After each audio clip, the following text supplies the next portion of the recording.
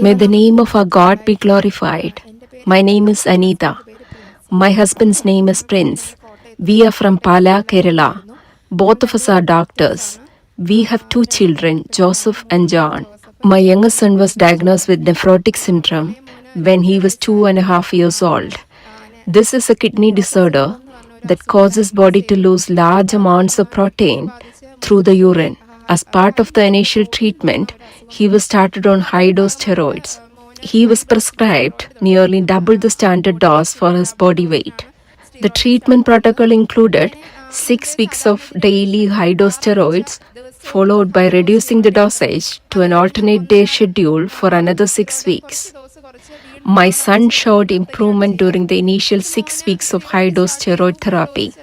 However, when the steroid dose was reduced to an alternate day schedule in the second phase of treatment, he began to have protein again in his urine. The nephrologist explained that this relapse, despite ongoing high-dose steroids, is uncommon. We remained hopeful, believing this was just his first relapse and that increasing the steroid dose would help. He was started on high-dose steroids again. Within 10 days, his condition improved. Unfortunately, during this high-dose treatment phase, he got a mild seasonal cold, which caused his symptoms to return. It was a third episode of relapse within just 2.5 months. The nephrotic symptoms had returned again despite ongoing high-dose steroid therapy. The doctors were concerned as it is uncommon for relapses to continue during such intensive steroid treatment. They suspected that he might be having either steroid-dependent nephrotic syndrome or steroid-resistant nephrotic syndrome. Steroid-resistant nephrotic syndrome is a more serious condition that can progress to renal failure, requiring even a kidney transplant. It is a challenging subtype of nephrotic syndrome with no universally effective treatment protocol.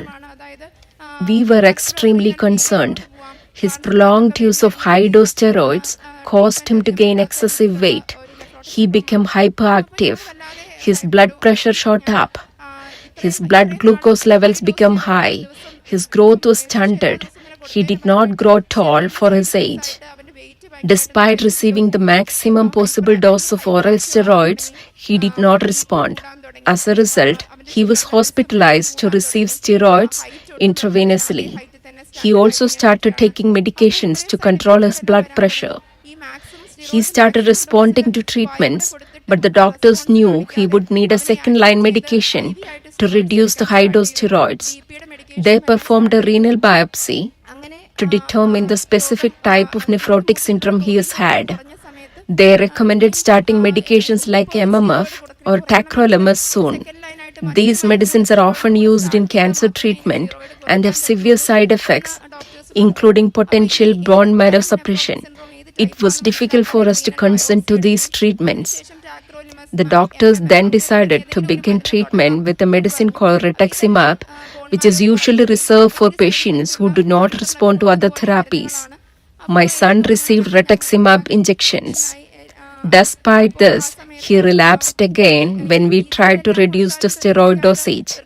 The doctors waited another 4 weeks and tried to lower the steroid dose once more, but he experienced another relapse. He was diagnosed with this condition in April 2024. Between April and August, in just 4.5 months, he experienced 5 relapses. He suffered all the side effects of high-dose steroids as he had been on them for several months. We lost hope and didn't know what else to do. At times, we even feared we might lose him.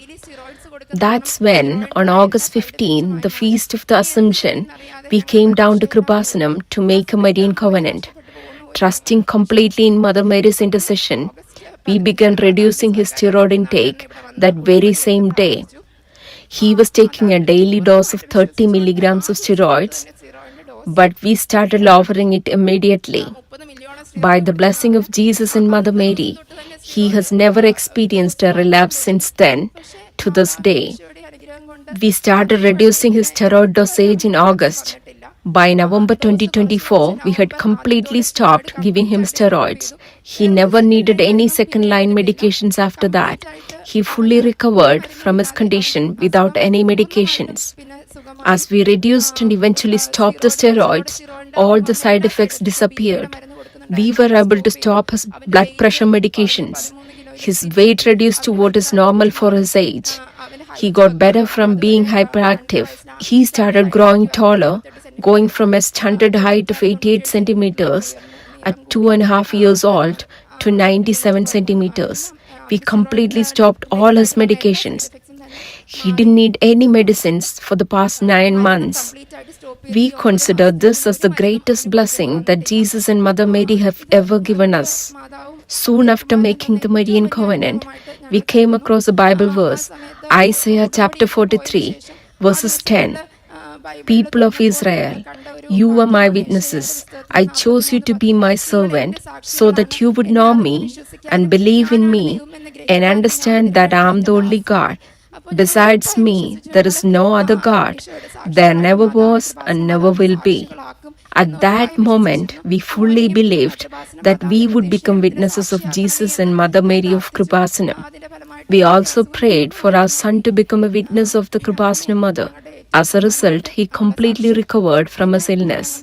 When it comes to our covenantal life, we distribute Kreupasanam newsletters explaining the healing our son received through Mother Mary's intercession.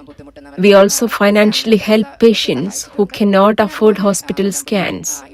We are consistent in our family prayers, covenant prayer, and apparition prayer. We regularly attend the morning daily bread online sessions as well as the weekly online covenant retreats. We thank our Kreupasanam Mother and Lord Jesus Christ 1,000 times over for all the blessings we have received.